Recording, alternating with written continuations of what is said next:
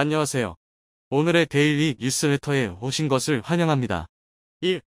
유럽과 미국의 경제 공세. 2. 러시아는 파산 직전이다. 3. 대한민국의 K2가 전 세계를 빛내고 있습니다. 한번 진실을 알아봅시다. 서방과 미국의 경제 공격으로 러시아는 파산을 앞두고 있는데요. 믿었던 중국마저 배선했기에 러시아는 궁지에 몰렸습니다. 국리 끝에 러시아는 과감한 해결책을 생각했는데요. 바로 한국에게 러시아 땅을 판매한다는 계획입니다. 러시아 연해주 주지사가 긴급하게 한국을 방문. 한국이 러시아 땅을 구입하길 원한다고 제안할 정도인데요. 빠른 거래를 위해 러시아 재무장관까지 한국 땅을 밟았다고 하죠. 대체 어떻게 된 일인지 지금부터 자세하게 설명해 드리겠습니다. 러시아 주식시장에 명복을 빈다. 뚜껑을 열고 탄산수를 벌컥 들이켜 러시아인은 방송 중 러시아 시장의 종말을 예언했습니다. 방송 진행자는 어이없는 표정을 지으며 황급히 방송을 중단시켰는데요. 탄산수를 마신 러시아인은 러시아 경제 전문가 알렉산더 부트마노프였습니다. 그는 러시아 매체 RBC 뉴스 생방송에서 갑자기 탄산수를 마시는 행동을 보이며 러시아 경제의 사망을 선언했는데요. 황급히 방송은 중단되었지만 영상은 큰 화제를 불러일으켰습니다. 실제로 그의 예언대로 러시아 경제는 파탄 상태이기 때문인데요. 미국과 서유럽의 본격적인 경제 제재가 시작되면서 러시아 경제는 끝을 모르는 추락을 거듭하고 있습니다. 이번 제재는 정부만이 아니라 민간 기업 차원에서도 동참하는 모습을 보였는데요. 그 중에서도 가장 영향력 있는 애플과 구글이 제재에 동참하면서 사태는 걷잡을 수 없게 바뀌었습니다. 애플은 우크라이나 제재에 동참하겠다는 뜻을 밝히며 자사결제 서비스인 애플페이를 러시아에서 서비스하지 않겠다고 선언. 애플지도 상에서 현지 교통 상황과 실시간 사건을 알려주는 기능까지도 차단하겠다고 밝혔습니다. 이 조치가 실행되자 러시아 시내는 아비규환이었는데요. 러시아 국민들 대다수가 사용하는 애플페이가 막히면서 실물 통화인 루블화를 찾는 이들이 폭주했다고 합니다.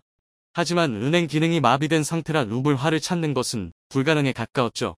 더군다나 교통 상황을 알려주는 기능까지 마비되면서 모스크바 지하철역에 러시아 시민들이 몰려가는 기현상이 벌어졌습니다. 교통 시스템이 한국처럼 잘 갖춰지지 않은 러시아는 애플 시스템 의존도가 높았는데 이번 제재로 대혼란에 빠지게 되었죠. 이뿐 아니라 구글은 구글 뉴스에서 러시아 관영 업무, 러시아 소식을 전달하는 언론 매체들을 리스트에서 삭제, 이들이 전하는 가짜 정보를 차단하는 강수를 두었습니다. 유튜브도 실러 성향 매체나 유튜브 채널 광고 수익을 막으면서 유튜브를 통해 간접적으로 이득을 보는 행위를 견제했습니다. 결국 러시아는 경제 제재 때문에 손발이 완전 묶이게 되었죠.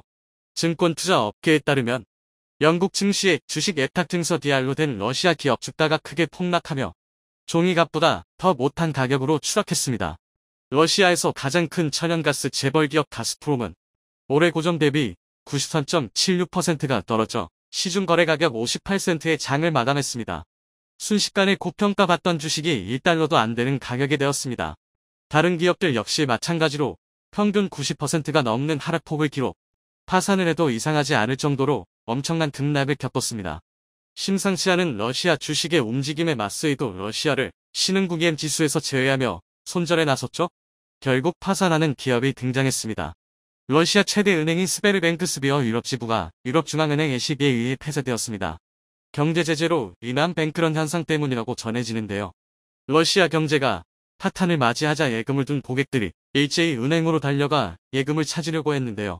하지만 이미 VIP 고객들이 예금을 다 찾아가 은행은 남은 돈이 없는 상황. 결국 돌려줄 예금이 없기에 파산을 맞이할 수밖에 없었죠. 이런 상황 속에서 러시아가 믿는 곳은 중국이었는데요. 중러 미러 관계라고 표현할 정도로 미국에 맞서 이들 국가는 경제는 물론이고 군사적 교류를 이어가는 모습을 보였습니다. 스위프트 결제망 배제가 있더라도 중국 결제망을 이용하면 된다는 대비책도 러시아는 생각을 했죠. 그러나 이 같은 예상은 중국의 배신으로 인해 물 건너갔습니다. 누구보다도 러시아를 곁에서 지지해줄 것이라 여겼던 중국은 최근 러시아 등의 칼을 꼽는 선택을 내렸죠. 중국이 주도하는 아시아 인프리 투자한 AAAA이 러시아와 벨라루스에 대한 투자와 융자를 정지하기로 결정했습니다. 서방의 제재 압박에 중국도 무릎을 꿇은 것이라는 분석이 나오며 의리를 지킬 것이라 여겼던 중국도 여론에 굴복한 것입니다. AIIB는 중국의 1대1로 사업의 천병이라고 불리는 곳으로 대규모 인프라 투자를 위해 105개 국이 모여 2016년 설립한 다자간 개발 은행인데요. 중국이 30%를 출자한 은행이라 중국투자은행으로 분류되는 곳입니다. 기존에는 러시아를 향해 무제한 파트너십을 약속하며 러시아의 참여를 끌어냈던 AIIB였지만 러시아가 막상 참여와 지원을 요청하자 애석게 이를 쳐내며 모르쇠로 불변한 것이죠. 심지어 중국은 러시아 국경 근처에 군사를 배치해 그동안 러시아와 영토 분쟁을 벌인 곳들 앞에서 무력 시위를 전개 중입니다. 우크라이나 문제만으로도 골머리를 앓던 푸틴에게 치명타를 가한 것이죠. 중국의 배신에 푸틴 대통령은 엄청난 분노에 휩싸였다고 합니다. 이제까지 일련의 상황을 지켜보고 있던 세계 3대 신용평가사는 중국도 러시아를 지원하지 않기로 결정하면서 일제히 신용등급 하향 조정에 들어갔습니다. 이들은 러시아를 투기 등급으로 바꾸며 러시아를 위험하게 바라보았죠. 신용평가사 무디스와 피치는 러시아 신용등급을 투기 등급으로 바꾸며 기존 단계에서 무려 6단계나 낮추는 모습을 보였습니다. 스탠다드 앤드 푸어스 SP 역시 러시아 투자를 자제하라는 평가를 내리며 러시아로부터 자금을 얼른 회수하라고 투자자들에게 권했습니다. 신용등급이 6단계나 낮아진 것은 1997년 국제통화기금 IMF 구제금융 당시 한국이 겪었던 사례 이후로 처음인데요. 다시 말해 러시아가 부도날 가능성이 높다는 의미입니다. 1998년 이래로 위태로웠던 러시아 경제가 또 한 번 파탄날 수 있다는 소리죠. 이에 러시아는 충격적인 선언을 합니다. 스위프트에 퇴출당한 이후 계속된 고립에 고통받던 러시아는 돈을 계속해서 찍어내겠다는 선언을 하기에 이릅니다. 러시아 중앙은행은 동시다발적인 제재로 루블화 가치가 떨어지자 중앙은행 부채 한도를 제거하고 무제한 양적 완화를 결정했죠. 가치가 떨어지는 만큼 돈을 더 찍겠다는 생각입니다. 이는 아프리카 국가인 짐바브웨에서 저질렀던 일과 똑같은데요. 과거 경제 파탄 상태에서 짐바브웨는 가치 하락을 막기 위해 돈을 더 찍어내기로 결정. 결국 이 결정으로 초인플레이션을 맞게 되었죠. 돈은 휴지 조각보다 더 못한 처지가 되었고 국민들은 자국 화폐를 버리고 날라나금 혹은 물물거래에 나서며 원시 시대로 회귀하는 모습을 보였죠. 러시아는 잘못된 길을 선택하기로 결정했고 이에 많은 경제 전문가들은 러시아가 눈 덮인 짐바브웨로 전락했다는 평가를 내렸습니다. 심지어 전쟁 치를 돈까지 부족해지자 러시아는 최후의 선택을 하게 되었는데요. 자국 땅을 판매하기로 결정한 것입니다. 예전부터 러시아 땅에 관심이 많은 한국은 연해주를 비롯 블라디보스토크 지역에도 영향력을 미치며 경제 협력을 이어갔는데요. 러시아가 급격하게 위기에 몰리면서 한국에 기회가 생겼습니다. 러시아가 판매한 땅을 값싸게 구매할 수 있게 된 것이죠. 현재 러시아의 경제수장인 안톤 실루아노프 재무장관은 긴급히 한국으로 출국했다고 하는데요. 러시아 타스 통신에 따르면 한국과 긴밀한 협상을 위해 떠났다고 언급했지만 구체적으로 어떤 내용을 들고 갔는지 알 수 없다는 보도를 남겼는데요. 알고 보니 부채를 갚기 위한 필사적인 비즈니스인 것이 밝혀진 것이죠. 재무장관과 합의를 통해 대규모 땅을 한국이 가져간다면 한국은 아주 유리한 위치에서 드넓은 영토를 차지할 수 있죠. 과거 고조선의 넓은 강역을 다시 손에 넣을 수 있습니다. 예전 러시아는 불공 사업을 통해 당시로서는 최첨단 군수물자를 한국에게 넘긴 적이 있었습니다. IMF로부터 구제금융을 받으며 재생하던 시기였기에 빚을 갚는 데 주력했던 러시아는 팔 수 있는 것들은 죄다 팔았죠. 한국은 3차에 걸친 불공 사업을 통해 러시아의 무기를 수입, 이를 연구해 지금의 군사 선진국의 지위를 얻을 수 있었습니다. 러시아도 한국과의 거래 역사가 있기 때문에 급하게 한국을 찾은 것입니다. 유력한 후보지로 러시아 연해주가 꼽히는 상황. 연해주 주지사까지 한국을 방문, 군사용으로 땅을 사용할 수 있게 하겠다며 다급하게 한국 정부를 상대로 설득하고 있는데요. 과연 한국은 어떤 땅을 얻을 수 있게 될까요? 이 기회를 잘 잡아 한국의 강역이 보다 넓게 확대되길 바라며 2022년에도 날로 상승하는 한국의 국운이 보다 더 강해지길 기원하겠습니다. 시청해 주셔서 감사합니다. 노르웨이의 실수는 그들에게 큰 대가를 치렀습니다. 최근 노르웨이가 한국의 뒤통수를 치려는 움직임을 보이고 있습니다. 노후화된 기존의 전차 53대를 대체하는 사업에 독일의 레오파르트 2A7과 한국의 K2가 뛰어들었고 가격은 물론이고 많은 지표에서 K2가 우세하다는 점은 잘 알고 계실 텐데요. 내심 독일의 편을 들어주고 있던 노르웨이 정부가 사업이 한국에 너무 우세하게 돌아가자 아예 팔을 엎으려 보한다는 것입니다. K9은 좋다고 사갓에 잘 쓰고 있으면서 K2는 유난히도 간을 본다 싶다라니 이런 배경이 있었던 것인데요. 정작 한국은 이제 와서 노르웨이가 딴맘을 먹어도 별로 손해볼 것이 없어졌습니다. 도리어 노르웨이 내부에서 지금이라도 K2를 사오라고 정부를 압박하고 있다고 하는데요. 노르웨이의 전차 사업이 어떻게 진행되고 있는 것인지 함께 알아보겠습니다.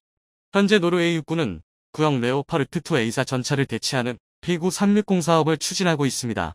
194억 크로네, 하나로 약 2조 6천억 원가량의 예산을 투입해 신형 전차 50여 대를 현지 면허 생산하는 것이 뼈대죠.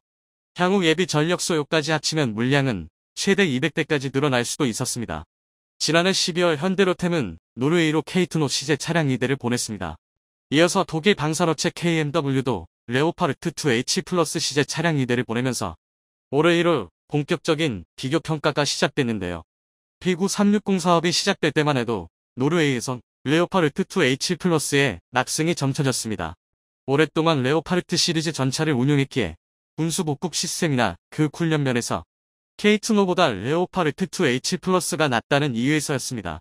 전차병 출신이 주로 모인 현지 퇴역 군인 단체가 공개적으로 레오파르트 2 H 플러스 도입을 지지하기도 했습니다.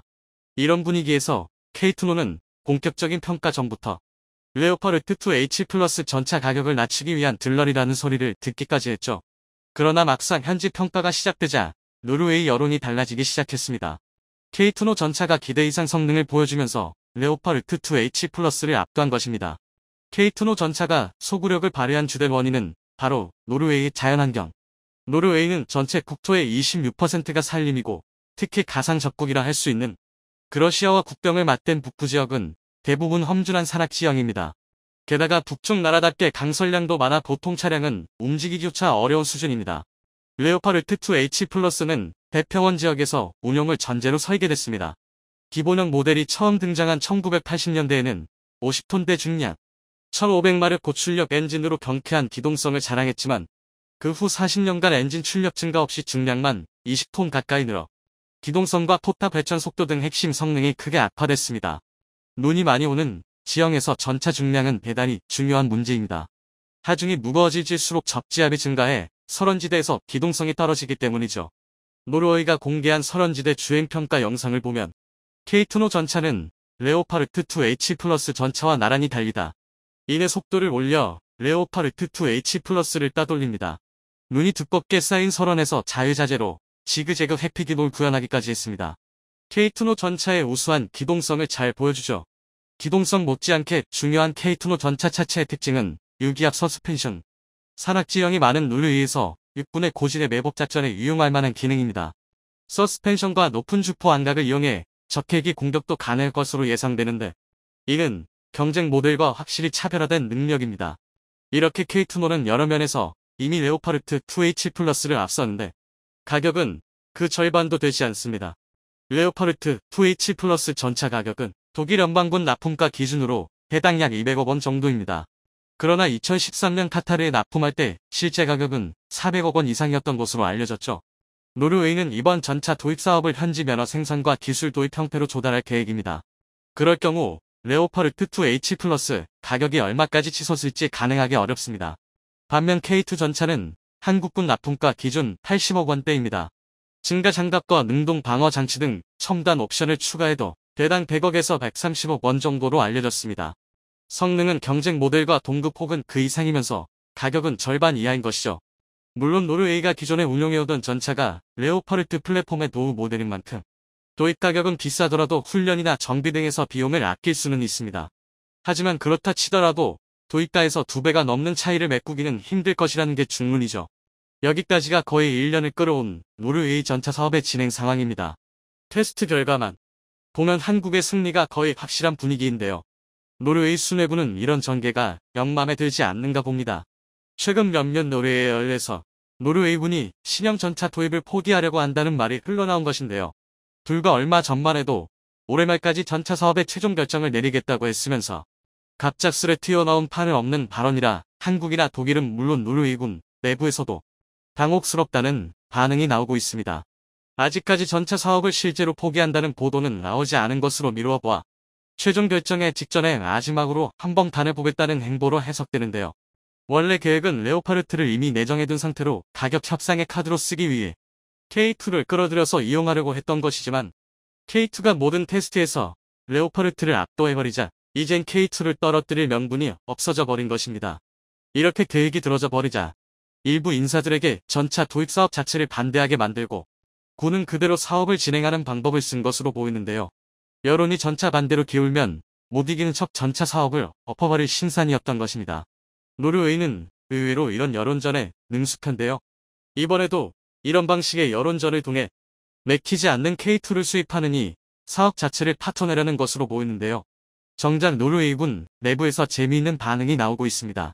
노르웨이 육군은 기존에도 레오파르트를 사용해왔던 만큼 사업 시작 당시만 해도 신형 레오파르트에 대한 지지도가 압도적으로 높았습니다.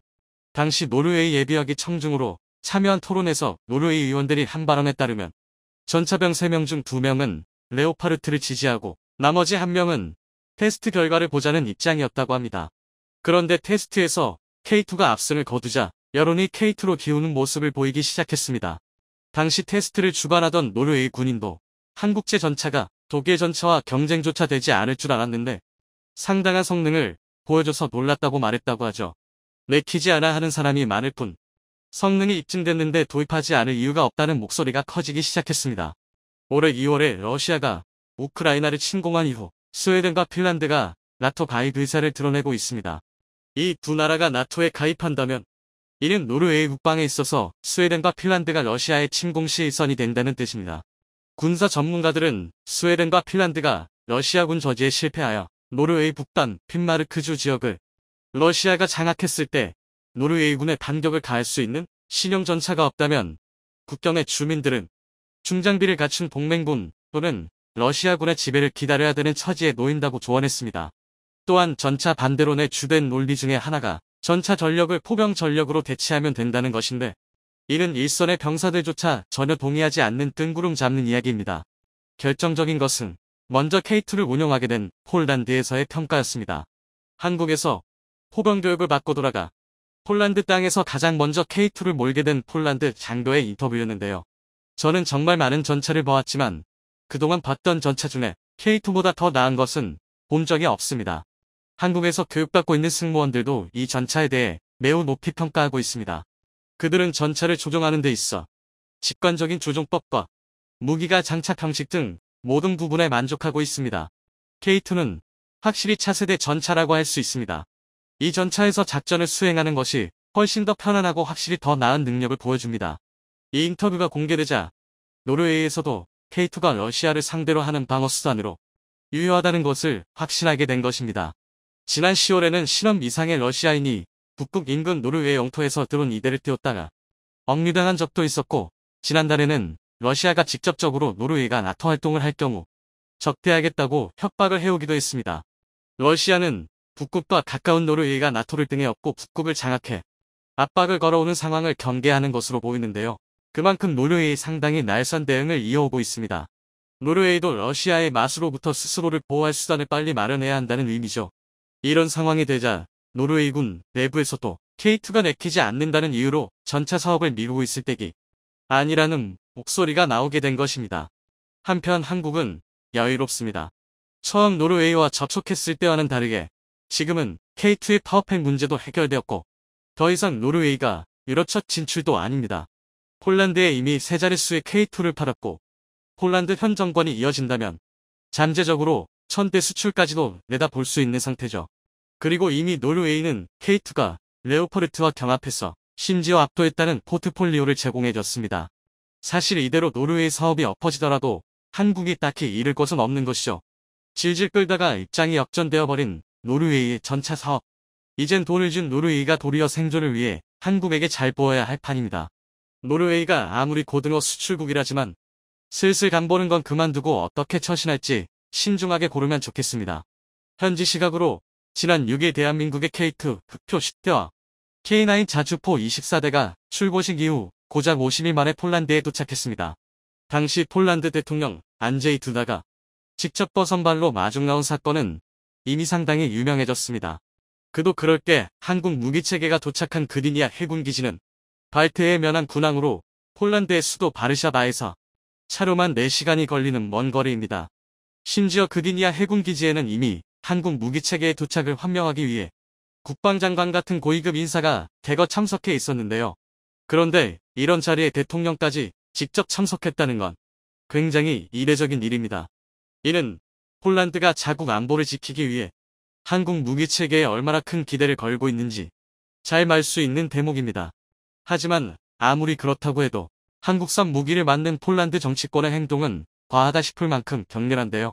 국제관계에서 국가 고위급 인사의 움직임은 그 즉시 외교적 메시지로 해석되기 때문에 일정한 상한선이 그어져 있기 마련입니다. 더군다나 배치식도 아니고 입고식의 대통령과 국방장관이 모두 참석하는 일은 외교적으로 보면 지나치다 싶을 정도인데요. 그런데 사실 폴란드의 이런 행동에는 그럴 만한 이유가 있습니다. 폴란드는 대한민국을 단순히 질 좋은 무기를 합리적인 가격에 빨리 생산할 수 있는 국가라고만 생각하는 게 아니라 한국과 함께 100년 대계의 큰 그림을 그리고자 엄청난 물밑 작업을 준비 중인데요. 그래서 준비했습니다. 오늘은 폴란드가 구상 중인 역대급 계획에 대해 알려드리겠습니다. 최근 폴란드의 현지 매체를 통해 대한민국의 K2표가 제16기계화 사단에 배치되었다는 것이 확인되었습니다. 제16기계화 사단에서 K2를 인도받자마자 민간 행사에 동원한 장면이 포착된 건데요. 이를 통해 한 가지 사실을 알 수 있습니다. 바로 한국 무기체계에 대한 폴란드의 여론이 얼마 전 국내 언론이 우려했던 것과 달리 굉장히 호의적이라는 것입니다. 실제로 50조 원에 육박하는 역사상 최대 규모의 한국 무기체계 도입을 결정했을 때 폴란드 내부에서 긍정적인 반응만 있었던 것은 아닙니다. 또 다른 일각에서는 아무리 시간이 오래 걸린다고 해도 미국이나 독일의 무기체계를 도입해야 한다는 주장이 있었는데요.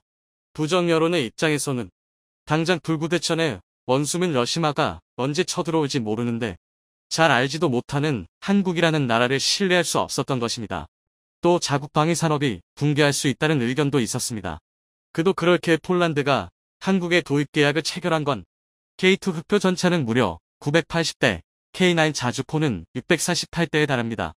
여기에 K239 천무 다면장 로켓 288대, FA-60 48대까지 포함하면 자국 무기의 양적 무위를 한국 무기체계로 대체하겠다는 의미인데요. 게다가 이 막대한 물량이 인도된 후 이에 따른 추가적인 탄약 및 부품 보급, 후속 지원까지 생각한다면 못해도 10여 년간은 한국 무기체계가 끊임없이 폴란드로 흘러들어 갈 것입니다. 이쯤 되면 자국의 방위 산업을 염려하는 주장도 충분히 설득력이 있습니다. 오죽하면 너무 막대한 물량과 금액이다 보니 국내에서도 한국 폴란드 방산 계약이 중간에 무산되는 것 아니냐는 우려가 나올 정도였습니다. 그런데 정작 초도 물량이 현지에 배치된 뒤 이런 우려 섞인 목소리는 없어졌는데요. 심지어 K2가 동원된 행사에 폴란드 어린아이도 함께 참여할 만큼 한국산 무기는 폴란드 내에서 신뢰도 높고 친근감 있는 무기로 자리 잡았습니다. 오히려 현지 분위기는 한국 무기체계가 자국 방어의 한 축을 담당하게 된 것을 축하하고 있습니다. 이를 방증하듯이 현재 폴란드에 배치된 K2 초도 물량은 제16기계화 사단에 투입됐는데 이곳은 칼리닝그라드 접경 지역의 최전방 사단입니다. 사단 사령부가 있는 올슈틴에서 국경까지의 거리는 고작 70km에 불과한데요. 즉 러시아를 막는 최전방의 한국산 무기체계가 도배됐다는 뜻입니다. 다시 말해 외산이고 국산이고를 떠나서 폴란드에서 가장 위험한 지역에 대한민국의 K2 흑표가 선발 투수로 나선 것입니다. 이러니 폴란드 내부 여론이 도저히 부정적일 수 없는 것인데요. 폴란드 무기체계의 대부분을 차지하고 있던 소련제 무기들은 이미 국민적 지지를 잃어 우크라이나로 죄다 지원해버렸고 말로는 세계 최강이라고 떠들던 독일의 레오파르트 2는 도대체 언제 초도 물량을 인도할 수 있는지 예상조차 하기 어려운 지경입니다. 그나마 미국이 자신들은 가능하다며 M1A2 에이브람스를 들고 나왔지만 이마저도 1년은 지나야 초도 물량 인도가 가능했습니다. 그런데 이런 상황에서 한국미 최초 계약일부터 불과 5개월도 안 되는 짧은 시간에 실제 물량을 인도해버리니 폴란드 내부에서는 두 팔 벌려 환명할 수밖에 없는 것입니다. 오죽하면 폴란드 안제이 두다 대통령이 직접 나와 K2, K9 초도 물량 입고식에 참석했을 정도인데요. 심지어 그는 면서를 통해 우리는 평화를 원합니다. 이에 전쟁을 준비하고 있습니다라며 이를 위해 K2 전차와 K9 자주포가 가장 효과적이라고 언급했습니다. 이처럼 한 나라의 대통령이 이렇게까지 직설적인 찬사를 쏟아냈다는 것만으로도 한국산 무기가 얼마나 대단한지를 전 세계에 홍보해준 것입니다.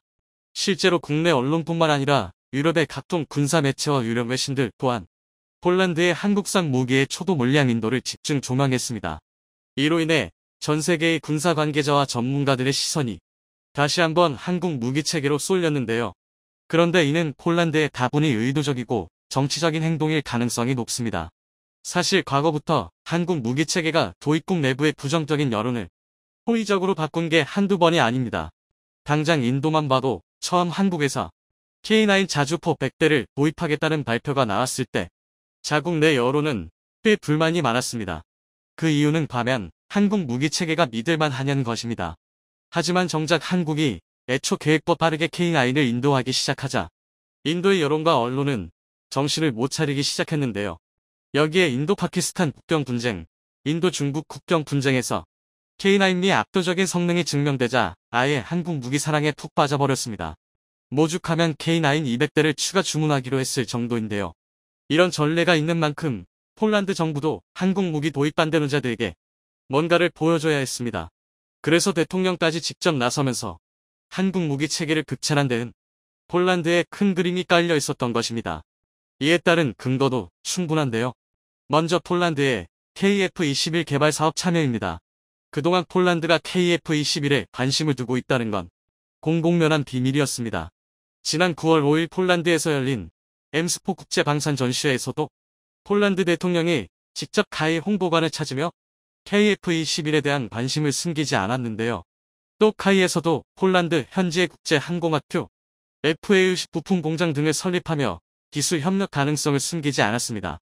현재 4.5세대기로 개발 중인 KF-21 블럭1은 인도네시아라는 잘못된 파트너를 만나는 바람에 여기저기 잡음이 들리고 있지만 블럭2, 블럭3에서는 충분히 다른 국가와 협력할 가능성이 높습니다.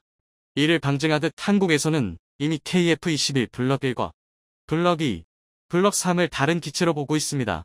즉 최막의 경우 인리를 버리고 새로운 파트너를 찾을 여지를 둔 셈입니다. 그리고 이런 상황에서 폴란드 최대 방산업체인 PGZ의 회장은 KF-21 프로젝트에 참여할 수 있으면 매우 기쁠 것이라고 발언했습니다. PGZ는 한국의 에드와 마찬가지로 폴란드 정부가 설립한 지주회사인데요. 애초에 폴란드 내 방위 산업체를 통합하기 위해 만들어진 만큼 계열사만 31개가 넘습니다. 이번 한국-폴란드 방산 계약도 폴란드 내에서는 PGZ를 통해 진행될 정도로 자국 내에서의 영향력은 상당합니다. 그런데 이런 기업의 회장이 직접 KF-21 참여를 요청했다는 건 곧 폴란드 정부에서 직접 KF-21 개발 참여 의사를 밝혔다고 봐도 과언이 아닙니다. 만약 폴란드가 KF-21 블럭2 개발부터 사업에 참여한다면 최소 10년 이상은 한국과 폴란드 간 긴밀한 군사협력 관계를 이어나가게 되는 것입니다. 뿐만 아니라 한국 입장에서도 든든한 유럽 거점이 생기는 건데요. 그런데 폴란드의 계획은 여기서 끝이 아닙니다. 폴란드도 장기적으로는 한국 무기체계의 유럽 총판 자리를 노리고 있기 때문입니다. 앞서 말한 KF-21은 물론이고 K2, K9의 도입이 확정되면서 한국 방산업체들은 폴란드 내 현지 생산과 기술 지원을 약속했습니다. 이건 폴란드라고 특별 취급해 준 게 아니라 한국 무기체계 특유의 세이즈 포인트인데요. 한국 무기체계는 구매국을 통해 현지 생산 공장을 건설해 빠른 생산과 도입국 최적화 개량이라는 것을 가장 큰 무기로 삼고 있습니다. 하지만 폴란드의 경우 얘기가 조금 달라지는데요. 폴란드는 마시마, 동유럽과 서유럽을 잇는 관문이자 물류 허브입니다. 더군다나 최근 체코, 노르웨이, 슬로바키아 등 다양한 유럽 국가들이 한국 무기체계에 관심을 갖는 상황에서 군사협력만 제대로 이루어진다면 폴란드를 한국의 생산기지처럼 활용할 수 있습니다. 또 폴란드 현지 생산 공장에서 폴란드용 장비만 생산하는 게 아니라 유럽 각국의 부품과 소모품 등을 생산할 수 있는 것입니다. 이는 유럽이 한국 무기체계를 도입할 때 가장 망설이는 부분인 부품과 탄약 등 소모품 수급 문제를 상당 부분 해결할 수 있는 최상의 대안인데요. 그리고 무엇보다 한국의 유럽 생산 기지는 한국보다 폴란드가 더 절실히 원하고 있습니다. 실제로 폴란드 재무부 장관에 따르면 그는 외신과의 인터뷰를 통해 한국의 무기체계는 유럽 시장에서 많은 가능성을 지니고 있다라며 폴란드가 유럽 시장에서 교두보 역할을 할 수 있을 것이라고 밝혔는데요. 이는 사실상 이미 폴란드가 한국을 미래의 파트너로 여기고 더욱 긴밀한 관계를 요구하고 있다는 의미로밖에 해석할 수밖에 없습니다. 즉 폴란드는 한국을 통해 자국의 안보를 지키고 방위 산업을 육성하며 한국은 폴란드의 넓은 물류망을 통해 유럽 진출의 발판을 마련할 수 있는 것입니다. 게다가 이 관계는 우크라이나 전쟁이 끝나면 더욱 빛을 발할 텐데요. 전후 우크라이나에는 재건 및 복구 사업으로 경제, 사회 전반에 걸친 엄청난 수요가 폭발적으로 증가할 것입니다. 그리고 이 수요는 대부분 우크라이나를 직접적으로 지원한 나라들에 돌아갈 텐데요. 이를 냉철하게 봤을 때 막대한 사업의 기회입니다. 하지만 한국은 우크라이나의 우회 지원을 선택한 만큼 재건 사업에 참여할 기회가 적을 것입니다. 하지만 폴란드는 다릅니다. 폴란드는 우크라이나에 가장 많은 장비를 지원한 나라로서 우크라이나 재건에 가장 큰 영향력을 발휘할 수 있습니다. 이렇게 되면 한국은 폴란드를 통해 우크라이나의 전후 재건에 폴란드와 함께 참여할 가능성이 굉장히 높습니다. 즉 한국은 기술력을 제공하고 폴란드는 우크라이나와의 외교력을 제공하는 것입니다. 그동안 대한민국에게 유럽은 인도, 아프리카보다 더한 불모지였습니다. 서유럽은 EU와 나토를 중심으로 자급자족하는 사회였고 동구권은 러시아의 영향력이 너무 강했는데요. 이로 인해 일종의 부혜자인 대한민국은 유럽 시장에 진출하는 게 사실상 불가능했습니다. 하지만 폴란드라는 우회로가 생기면서 이 상황이 달라졌습니다.